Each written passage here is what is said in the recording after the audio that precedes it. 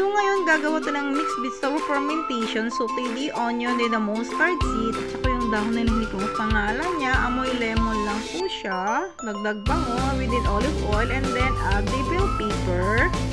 Mix together. And then add the magic cubes, curry powder, and the black pepper. Yan.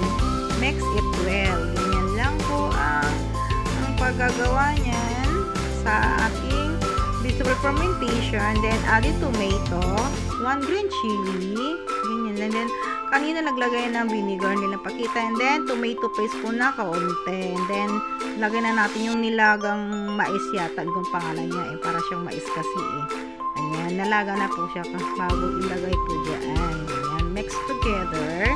Ayan, may mix na natin. Yan lang unang gagawin. Next lang. And then, add po ng konting vinegar kasi hindi po naging enough kanina. Yung amoy kasi malalalaman po. Sumakoy. Ayan. Yan, pinahinaan po yung apoy niyan. Para hindi masulupay lang.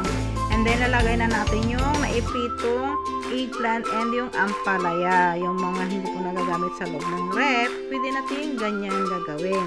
Then, nagdagdag po tayo ng konting olive oil. Ayan, mix together. Ganyan lang ang pagpa-fermentation ng mga gulay. Diba? Para hindi po masisira. Ayan. And last, yung parsley. Ayan. Off na natin yung apoy para hindi po masunog. Ganyan lang. Kasi, madali na lang po. And then, add ng kunting olive oil kasi kailangan medyo marami-raming konti na olive oil na ilalagay. Yan. Dapat maging malamig bago ilalagay sa garapon. Yan. Mix na natin konti. Yan lang ang simpleng paggawa ng fermentation of the vegetable. Yan. Nung lumamig, nalagay na natin sa garapon. Then takpan at ilalagay sa loob ng refrigerator. Ganyan lang. Tapos, halo natin sa pagkain o anong man na kakainin.